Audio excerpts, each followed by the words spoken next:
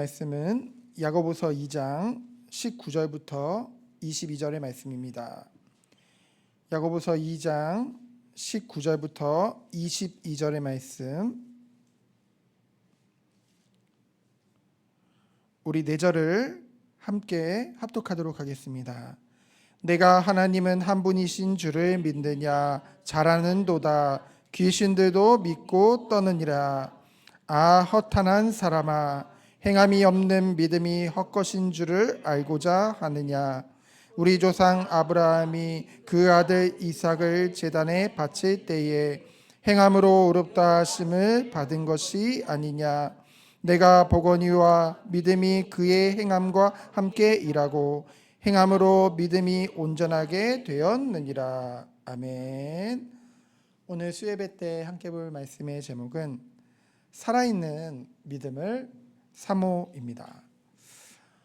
원래는 살아있는 믿음을 사모하라 라고 하고 싶은데 너무 명령형인 것 같아서 살아있는 믿음을 사모라고 이제 제목을 이제 나누게 되어졌는데요.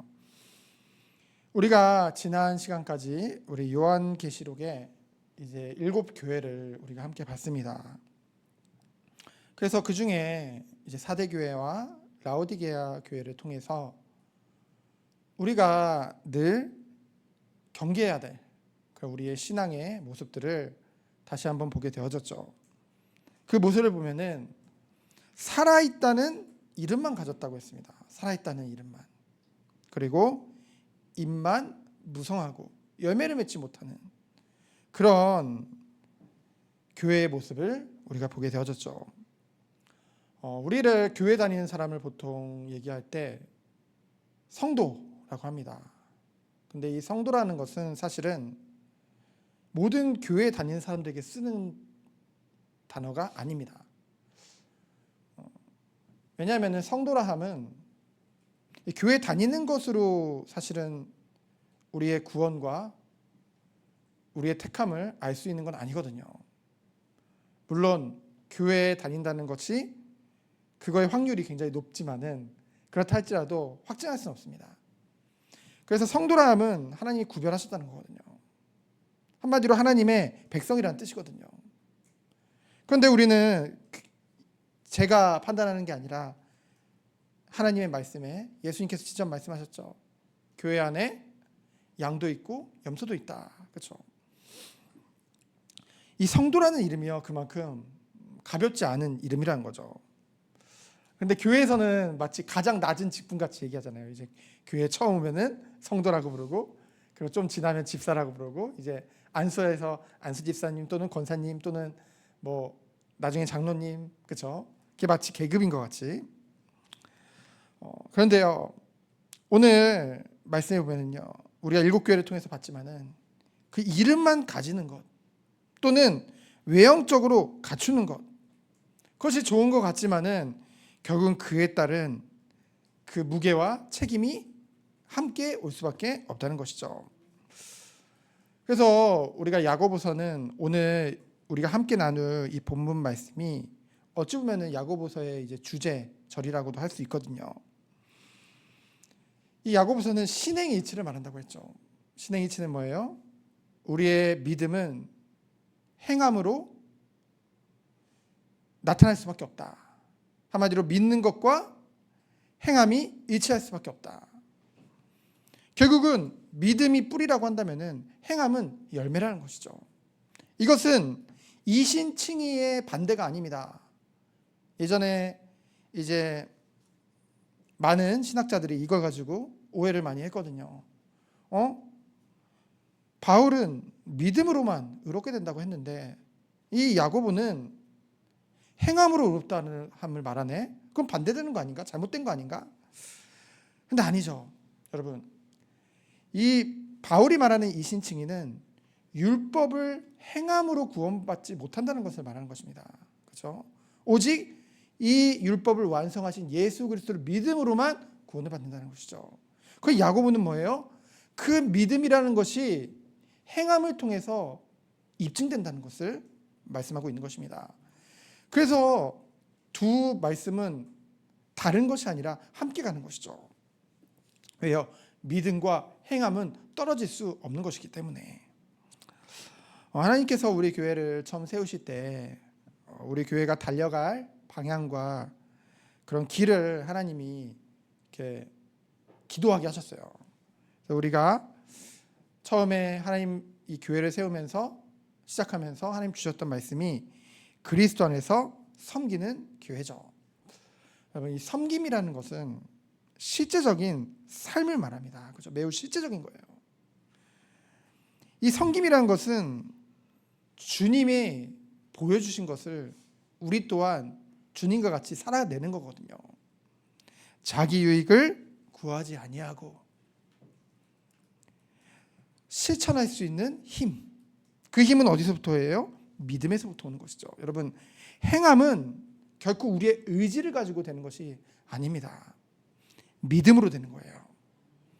그 믿음, 우리의 마음에 하나님이 긍휼히 여기는 마음, 하나님의 사랑을, 하나님의 은혜를 우리에게 부어주셨잖아요. 그 부어주신 그 사랑이 우리 마음속에 믿음으로 열매 맺어지는 것이죠.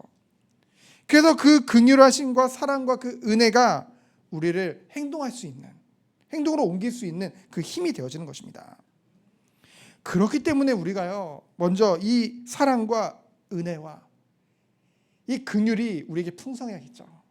그 은혜와 사랑을 우리가 누릴 수 있는 것, 가장 중요한 것이, 우리가 모든 것을 행하기 이전에 가장 중요한 것이 먼저 하나님 앞에 우리 한 사람 한 사람이 예배자로 세워야 될 줄 믿습니다. 우리가 삶을 제사로, 삶을 예배로 드리기 위해서는 우리에게 가장 1순위가 바로 이 예배가 되어져야 돼요. 이 예배를 우리가 모여서 함께 드리는 이 예배 때 온전히 하나님께 드릴 수 있을 때 우리는 이 예배를 놓고 정말로 기도해야 됩니다. 그렇죠? 이 예배를 놓고 정말 기도해 줘야 돼요. 저를 놓고도 많이 기도해 줘야 돼요. 우리 3장 1절에 보면은, 오늘 나눌 말씀은 아니지만 3장 1절에 보면 뭐라고 했어요? 내 형제들아, 너희는 선생된 우리가 더 큰 심판을 받을 줄 알고 선생이 많이 되지 말라. 저 선생이 됐거든요. 여기서 말하는 선생은 말씀을 가르치는 자를 말하거든요. 목회자를 말하거든요. 목회자에게 뭐래요? 더 큰 심판이 있을 거래요. 그러니까 늘 목회자는 두렵고 떨리는 마음으로 이곳에 서야 되거든요. 이 자리에서, 이 강단에서 하나님이 강도권을 허락해 주셨는데, 그렇죠? 그러면은 얼만큼 하나님 말씀을 올바르게 잘 전하느냐, 그것이 너무 중요하거든요. 그리고 우리 말씀을 받는 우리 자신을 놓고 기도하고요. 그리고 말씀만 중요한 게 아니잖아요. 모든 찬양, 기도, 우리가 드리는 예물, 이 모든 것이 다 예배거든요. 오늘 우리가 함께 나눌 본문은 2장 14절부터 26절인데요. 앞서 말씀드렸듯이 야고보서의 중심절입니다. 신행 일치를 말하죠. 여러분, 목회자에게 가장 중요한 것이 무엇일까요? 예전에 목회자들이 무엇이 중요할까? 얼만큼 많이 부흥시키느냐, 그렇죠? 얼만큼 많은 은사를, 얼만큼 많은 카리스마를 가지고 얼마나 그 배운 것을 잘, 신대원에서 배운 것을 얼만큼 이 가운데서 잘 행하느냐. 그래서 큰 교회로 만들고 부흥을 이루고 외적인 성장을 이루고 많은 사역의 열매들, 물론 그 모든 것이 전부 중요하죠. 그런데 목회자에게 있어서 가장 중요한 것은 이 자리에서 화려하지 않더라도 정말로 하나님의 말씀을 온전히 전하고, 그 전한 말씀은 이 강단에서만 증거하고 끝내는 것이 아니라 그 목회자의 삶 가운데 그 말씀대로 살아갈 수 있는 것, 그것이 목회자의 가장 중요한 줄 믿습니다. 어떻게 그것이 될까요? 자기를 부인하고 순종함으로. 저는 이 하나님의 말씀을, 그리고 이 지금 학교를 다니면서 그냥 한 과정을 하기도 힘든데, 벅찬 건데, 이제 이번 학기 같은 경우에 세 과정을 함께 하고 있잖아요. 배우면 배울수록, 그리고 성경을 읽으면 읽을수록, 이 말씀에 대해서 알면 알수록 스스로의 부족함을 많이 발견하게 되었습니다. 그래서 무엇을 깨닫냐면요, 그전에는 정말 몰라서 부끄러운 얘기지만 이 성경 말씀을 이 안에 담긴 깊은 뜻들을 몰라서 순종하지 않았구나. 근데 이제는 하나님의 말씀을 더 깊이 알아가면서 더디더라도 작은 실천을 통해서 그 말씀대로 행하는 삶이 제 삶의 열매로 맺어지는 것을 조금씩 보게 되어지거든요. 여러분, 믿음이 뿌리라고 한다면은 행함은 열매인 줄 믿습니다. 우리가 믿는 것을 실제로 삶 가운데 행할 수 있을 때 그것이 우리의 믿음이 세상 가운데 하나님 앞에서 입증되어지는 것이죠. 그래서 가장 중요한 것은 얼만큼 우리가 말씀을 많이 듣느냐도 중요하지만은 그 들은 말씀에 순종함으로 나아갈 수 있느냐. 그것이 그리스도 안에서 장성한 자요 성숙된 자죠. 그럼 첫 번째로 믿음으로 산다는 것은 무엇을 말할까요? 우리 스스로를 한번 생각해 보세요. 나는 믿음을 주장하는 사람인가? 아니면은 믿음으로 사는 사람인가? 믿음은 다른 것이 아닙니다. 하나님과 그 하나님의 말씀을 믿는 거예요. 믿기 때문에 순종할 수 있고 순종하기 때문에 삶 가운데 행할 수 있는 것이죠. 여러분은 믿습니까? 성경 66권은 오류가 없는 무오한 하나님의 말씀으로 우리 믿고 있잖아요. 그렇다고 한다면은 이 성경 66권의 모든 말씀이 하나님 말씀이요. 오류가 없고 진리라고 한다면은 우리 스스로 이 말씀 저 말씀 구분하는 것이 아니라 모든 하나님의 말씀에 순종할 수 있어야겠죠. 앞서 우리가 2장 1절로 13절을 우리 온세대 예배 때 주일날 살펴봤는데요. 무엇을 말하나요? 하나님을 사랑하면 이웃을 사랑하고 그 사랑이 우리의 삶 가운데 긍휼로 영혼에 대한 긍휼로 그렇죠? 함께 형제에 대한 이웃에 대한 이 긍휼로 나타나게 되어진다고 했죠. 여러분 십계명 우리가 잘 알고 있죠. 이 십계명은 이것을 담고 있습니다. 십계명이 이제 두 돌판에 새겨진 하나님 말씀이죠. 우리 여기 있는 어린이부도 잘 알죠. 십계명 찬양 알죠. 두 돌판에 새긴 하나님의 말씀 그렇죠. 그 말씀에 10가지 계명이 적혀 있습니다. 근데 1계명부터 4계명의 내용은 하나님 사랑을 말해요. 하나님만 예배해라. 무상 말고 하나님만 예배해라. 하나님을 바르게 섬기고 하나님의 이름을 망령되이 일컫지 말고 존귀히 여기고 이 하나님의 날을 안식일을 거룩히 지켜라. 하나님 사랑을 말하죠. 여러분 하나님을 정말로 사랑하는 사람만이 하나님만 예배할 수 있고 하나님만을 바르게 섬길 수 있고 하나님의 이름을 존귀히 여기고요. 하나님의 날, 이 안식일을 거룩하게 지키는 것입니다. 내가 하나님을 사랑한다고 하면서요. 이것이 잘 안 되어진다고 한다면 다시 한번 우리를 점검해야겠죠. 그리고 5계명부터 10계명은 이웃 사랑을 말합니다. 부모를 존중하고 생명을 보호하고 가정을 지키고 재산을 존중하고 명예를 보호하고 마음까지 깨끗하게 하는 것. 이웃 사랑에 대한 구체적인 표현이죠. 여기서 특별히 제5계명이 먼저 나오는 이유는 무엇일까요? 부모를 공경해라. 바로 이 두 돌판을 연결하는 다리 역할을 한다는 것이죠. 부모는요, 하나님께서 세우신 가장 기본적인 권위이기 때문에 하나님을 사랑하면 하나님과의 관계가 올바르면요, 하나님의 사랑의 그 결과가 가장 먼저 부모 공경에서 나타나고 이어서 모든 인간관계의 계명으로 확장되어진다는 것이죠. 그것을 말씀하고 있습니다. 그래서 하나님의 사랑과 이웃 사랑을 구체적으로 실천하는 삶의 기준이 바로 십계명이죠. 그래서 어떤 사람들은 예수님이 오셨으니까 십계명 이제 끝난 그런 말씀이 성경에 없습니다. 그렇죠? 모세의 율법과 십계명을 모든 것들은 다 하나님의 말씀이죠. 그렇죠? 십계명은 여전히 유효합니다. 그래서 14절로 17절을 보면은요, 행함이 없는 믿음은 그 자체가 죽은 거라고 했죠. 14절에 보니까 내 형제들아 만일 사람이 믿음이 있노라 하고 행함이 없으면 무슨 유익이 있겠느냐. 만일 형제나 자매가 헐벗고 일용할 양식이 없는데 너희 중에 누구든지 그에게 이르되 평안히 가라 덥게 하라 배부르게 하며 그 몸에 쓸 것을 주지 아니하면 무슨 유익이 있으리야. 제가요 지난번에는 이제 이번 주에 교회를 딱 오는데요. 여기 앞에 항상 폐지를 주는 할머니 계시잖아요. 그래서 폐지를 항상 모아두세요, 리어카에. 근데 그날 바람이 많이 불었나 봐요. 다 흩어져 있는 거예요. 할머니 안 계세요. 그 박스가 온통 다 난리예요. 다들 그 자리를 그냥 다 지나가더라고요. 그런데요, 하나님이 저에게 마음을 주시는 거예요.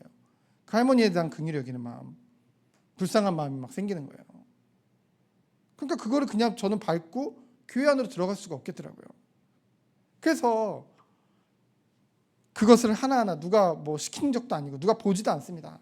그러나 다 정리를 해서 올려놓고 이제 올라가게 되어졌거든요. 여러분, 우리가 하나님을 사랑하고 이웃을 사랑한다고 하는데요, 우리가 그냥 생각만 하고 그냥 불쌍히 여기고 우리의 삶의 작은 실천으로 옮겨지지 않는다고 한다면 그것은 그저 죽은 믿음일 뿐입니다. 그런 작은 실천, 그의 용기, 그것을 할 수 있는 그것이 바로 믿음이라는 것이죠. 그래서 행함이 없는 믿음은 그 자체가 죽은 것이다. 사실 말뿐인 신앙은 있을 수 없는 것이죠. 왜냐하면 하나님이, 성령이 우리 마음을 늘 사랑으로, 긍휼히 여기는 마음으로 감동하시고 타오르게 만드시기 때문에. 그래서 약한 믿음이 아닙니다. 존재만 하고 생명이 없는 믿음인 것이죠. 우리 그러면 안 되잖아요. 그래서 성경에서는 행함이 없는 믿음은 헛것이라고 했습니다. 오늘 19절에 보니까요, 내가 하나님은 한 분이신 줄을 믿느냐? 잘 아는도다.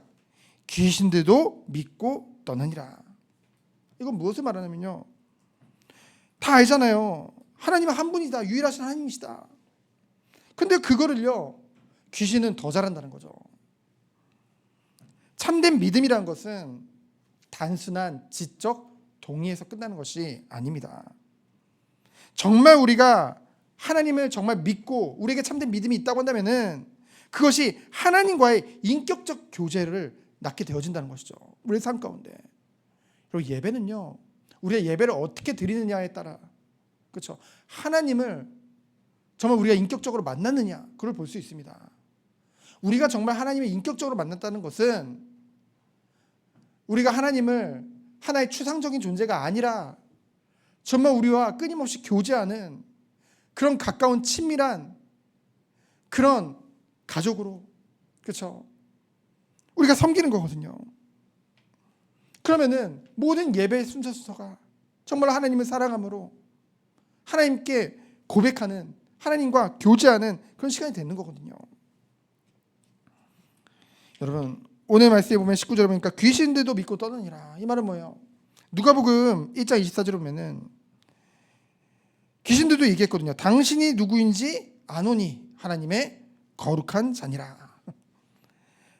5장 1절로 10절에 보면요, 하나님의 아들 예수여라고 했고요. 그 누가복음 8장 26절로 33절에 보면은, 이건 마가복음인 것 같습니다. 그리고 누가복음 8장 26절 33절에 보면은 살아계신 하나님의 아들이시오라고 고백하면서요, 우리가 무정액으로 들어가라고 말씀하지 마옵소서라고 하거든요. 귀신 들린 자들이. 이건 무엇을 말하냐면요, 이 귀신들도 예수님이 하나님의 아들임을 알아봤고요, 달려와서 엎드렸다는 거죠. 여전히 제자들은 헷갈리고 있는데, 많은 무리들이 따르고 있는데 그들도 헷갈리고 있는데 이들은 도리어 엎드렸어요. 그리고 장차 자신들이 무적행, 지옥이죠, 갈 것도 알았어요. 그리고 예수님이 어떤 분이신지, 또 지옥에 대한 그런 탁월한 지식도 가지고 있었고요. 또 우리가 오는 주일날 살펴보겠지만은 이 예수님을 광야에서 시험할 때 이 성경 말씀으로 주님을 시험할 만큼 성경적으로도 능통했다니까요. 그러면은 예수님이, 이 귀신아, 네가 나에 대해서 너무나 잘 알고 이 성경인 하나님 말씀도 너무나 잘하는구나 하고 칭찬하셨나요? 아니죠. 오히려 예수님께서는 그 귀신을 저주를 내리고 책망했죠. 그렇죠? 진정한 믿음과 순종 없이 오히려 성경 지식을 이용하려고만 했잖아요. 그 귀신은. 우리는 이를 통해 단지 지식으로만 아는 믿음 경계해야 됩니다. 순종의 행위가 없는 믿음은 알지 못해서 순종하지 않는 것보다 오히려 더 위험하다는 거죠. 예전에 우리가 하나님 말씀을 몰랐기 때문에 모르고 지키지 못하는 것들이 너무나 많았죠. 근데 우리가 하나님의 말씀을 알면 알수록 우리 하나님의 뜻이 무엇인지 알게 되어지고요. 그러면 우리는 우리가 어떤 삶을 살아가야 될지도 말씀을 통해서 깨닫게 해주시잖아요. 그만큼 우리에 대한 이 말씀에 대한 책임은 더 커지지만은, 그러나 그것이 두렵거나 또는 우리에게 손해가 아닌 것은, 하나님이 이 말씀을 알아가면 알수록, 하나님을 더욱더 깊이 알면 알수록 하나님과의 확실한 깊은 친밀한 교제 가운데로 우리를 이끌어 가실 것이기 때문에, 세상의 그 어떤 것과도 비교할 수 없는 그런 참된 교제 가운데로 우리를 이끌어 가실 것이기 때문에, 그러나 우리는 그렇다 할지라도 늘 두렵고 떨리는 마음으로 말씀에 합당한 삶을 살도록 우리는 최선을 다해야 될 줄 믿습니다. 마치 최선을 다한다는 것이 마치 복음이 아닌 것처럼 생각할 수도 있는데요. 아니요. 우리가 세상을 살아가면서도 아이들 보고도 야, 시험의 결과가 중요한 게 아니라 최선을 다했으면 되는 거야 라고 얘기하잖아요. 그럼 우리도 이 신앙에 있어서도, 신앙도 최선을 다해야죠. 결과도 중요하겠지만은 이 과정 중에 정말 하나님 앞에 최선을 다해 주님을 섬기고 최선을 다해 주님 앞으로 나아가는 것, 그게 어찌 잘못된 것이겠습니까? 이사야서 29장 13절에 보니까요, 주께서 이르시되 이 백성이 입으로는 나를 가까이하며 입술로는 나를 공경하나 그들의 마음은 내게서 멀리 떠났나니. 마음이 떠난 그 결과, 마음이 떠난 그 증거가 어떻나요? 그들이 나를 경외함은 사람의 계명으로 가르침을 받았을 뿐이니라. 말씀을 들을 때만 그때만 잠시 그랬다가 다시 떠나는 거예요. 그 모습을 말씀하고 있는 거죠. 그 누가복음 12장 47절을 보니까 주인의 뜻을 알고도 준비하지 아니하고 그 뜻대로 행하지 아니한 종은 많이 맞을 것이요. 하나님께서는 우리에게 말씀을 통해서 분명한 뜻을 우리에게 알게 하셨습니다. 그러면 우리는 안 그 말씀을 우리의 삶 가운데 열매 맺는 그 축복 가운데 들어가겠죠. 하나님이 우리에게 사모하는 마음을 주실 것입니다. 언제요? 이 말씀을 들을 때. 믿음은 들음으로 나는 것이기 때문에, 하나님이 우리를 택하시고 우리를 주의 백성으로 부르셨을 때는, 하나님의 자녀로 부르셨을 때는요, 우리를 사생아와 같이 버리지 아니하시고 끝까지 책임지시겠다고 우리를 부르신 거거든요. 하나님은 우리를 온전히 세워가는 그날까지 사랑으로, 긍휼히 여기는 마음으로, 오래 참음으로 함께 하실 줄 믿습니다. 그럼 결론으로요, 생사를 건 결단이죠. 여러분, 세상이 살아가는 것이 편해지면 편해질수록 이 믿음과 우리의 삶에 대한 태도는 점점 나태해지는 것을 우리는 보게 되어집니다. 그렇게 되면 어떻게 되냐면요, 말씀은요, 이 하나님의 말씀을 전하는 이 강단마저도 자꾸 축복 위주로, 편리함 위주로 이 풍요를 유지하는 그런 합리화시켜주는 그런 방향으로 가는 것을 우리는 보게 되어지죠. 왜요? 부담 주기 싫어서. 요즘 그러잖아요. 부담 주면 다 떠나니까. 그렇죠? 예배도 너무 부담되지 않게 편하게 예배드리도록. 왜요? 조금만 어려운 일이 있거나 거스르는 말만 들어도 이내 시험이 들어서요, 결국은 교회를 등지는 것이 현실이기 때문에.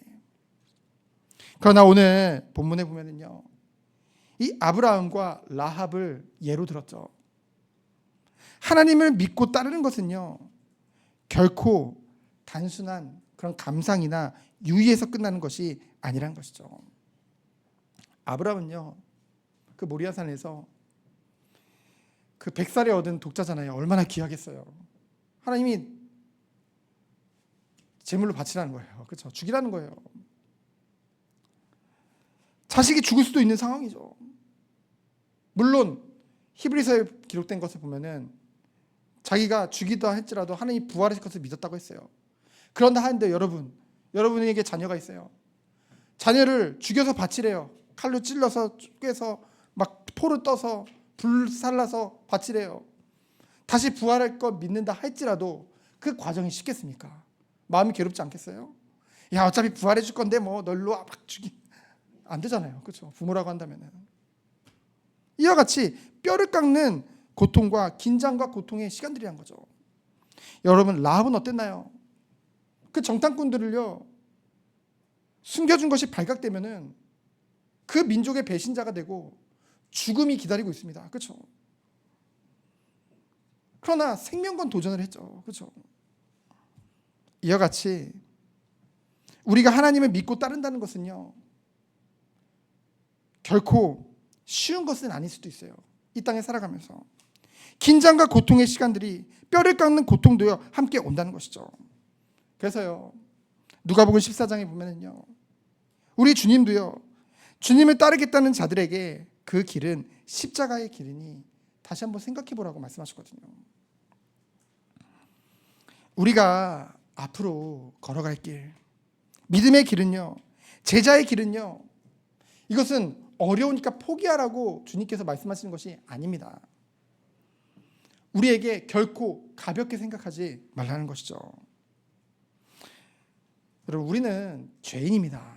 그리스도를 통해서 의롭다함을 받았지만 여전히 죄성을 가지고, 의인이지만 아직 죄인이에요. 그렇죠? 의인이면서 죄인이에요. 그래서 우리는 늘 우리 점검해야 돼요. 자꾸만 스스로 의롭다는 생각, 자기의. 반대로 나는 뭐 어차피 죄인이니까 이대로 살아가야지. 둘 다 교만이거든요. 우리가 자식에게 밥을 줄 때 더러운 그릇에 밥을 담아주지 않습니다. 그렇죠? 깨끗한 그릇에 밥을 담아주죠. 그렇죠? 하나님께서는요, 우리가 이러한 깨끗한 그릇으로 준비되어지기 원하십니다. 우리가요, 그저 하나님 말씀을 아는 것에서 그냥 지적 동의해서 끝나는 것이 아니라, 우리가 정말 하나님 말씀 앞에서 주님을 따르는 그런 실제적인 삶 가운데로 들어가길 원하시거든요. 그래서 우리는 더욱더 큰 열심을 가지고 이 길을 가야 될 줄 믿습니다. 쉽지 않은 길이에요. 그래서 우리는 어떻게 해야 될까요? 이 길을 사모해야겠죠. 진심으로 하나님 앞에서요, 우리가 말씀을 들을 때 이 말씀이 우리에게 덫이 되는 것이 아니라, 우리를 사랑하시는 하나님, 변함없으신 하나님, 그 사랑 안에서 약속하신 것을 반드시 지키시는 그 신실하신 하나님께서 우리에게 말씀하실 때, 그 말씀에 우리가 그 말씀을 비추어 봤을 때 우리가 때로는 아닌 것 같고 때로는 연약한 것 같고, 그때 우리는 어떻게 하는 거예요? 회개함으로 주 앞에 더욱더 나아가서 주님을 온전히 따르는 그 축복 가운데로 들어가야 될 줄 믿습니다. 열매가 나무를 만드는 것은 아닙니다. 그러나 열매는 나무의 그 생명을 증명하는 것인 줄 믿습니다. 행함은요, 구원의 조건은 아니에요. 그러나 구원의 증거가 될 수 있다는 것이죠. 그래서 믿는 자가 어떠한 삶을 살아가느냐, 그것은요 너무나도 중요합니다. 하나님은 우리들을 이 세상의 빛과 소금으로 부르신 줄 믿습니다. 우리가 죽은 믿음이 아니라 정말 살아있는 믿음을 가진 자로, 매일의 삶 가운데 주님의 사랑과 그 은혜를 온전히 나타내는 자로, 정말 하나님 앞에서 주님 오시는 그날까지 달려가는 우리 모든 성도님들 되어지기를 예수 그리스도 이름으로 축원드립니다. 시간 기도합니다. 주님, 우리의 연약함과 부족함 다 아시고 십자가의 사랑과 은혜로 우리를 택하시고 불러주심에 너무나도 감사드립니다. 우리의 삶이 그냥 말씀을 듣고 아는 것에서 그치는 것이 아니라 우리의 삶 가운데 순종함으로 나아가 주님이 원하시는 선한 일에 힘쓰며 주님이 원하시는 성령의 열매를 맺는 우리 귀한 성도님 되도록 주께서 축복하여 주옵소서. 살아계신 예수 그리스도의 이름으로 기도합니다. 아멘.